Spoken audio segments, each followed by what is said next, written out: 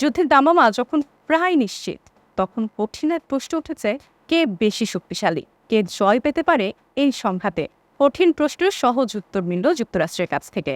মার্কিন কর্মকর্তাদের দাবি, যুদ্ধ লাগলে বড় ক্ষয়ক্ষতির মুখে পড়বে তেল আবিব। প্রতিরক্ষা বিশারদদের একাংশের মতামত তুলে ধরে মার্কিন গণমাধ্যম সিএনএন জানায় এ তথ্য। তারা জানায়, আয়রন ডোম সহ ইসরায়েলের আকাশ প্রতিরক্ষা ব্যবস্থাগুলিতে যত ক্ষেপণাস্ত্র রয়েছে, তার চেয়ে হিজবুল্লাহর ক্ষেপণাস্ত্র এবং ড্রোনের সংখ্যা বেশি।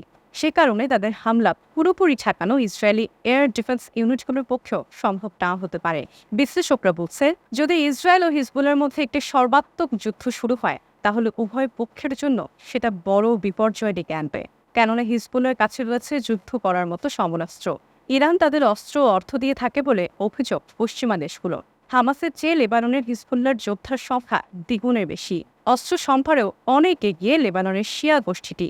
নানা ক্যালিবার এবং দূরপাল্লার রকেটের পাশাপাশি ইরানের মদতপুষ্ট এই সশস্ত্র গোষ্ঠীর হাতে রয়েছে গাইডেড ক্ষেপণাস্ত্র এবং তুরুপের দাস শক্তিশালী ড্রোন। পশ্চিমী সংবাদ মাধ্যমের দাবি, ইরানের সামরিক প্রযুক্তি সেবা কাজে লাগিয়ে বেশ কয়েকটি পুরনো রুশ ক্ষেপণাস্ত্রের আধুনিকীকরণের কাজও সেরে ফেলেছে হিজবুল্লাহ। ফলে সর্বাত্মক যুদ্ধ বাঁধলে গোটা পশ্চিম এশিয়া, এমনকি ইউরোপেও তার আঁচ পড়তে পারে বলে আশঙ্কা রাষ্ট্রপুঞ্জের।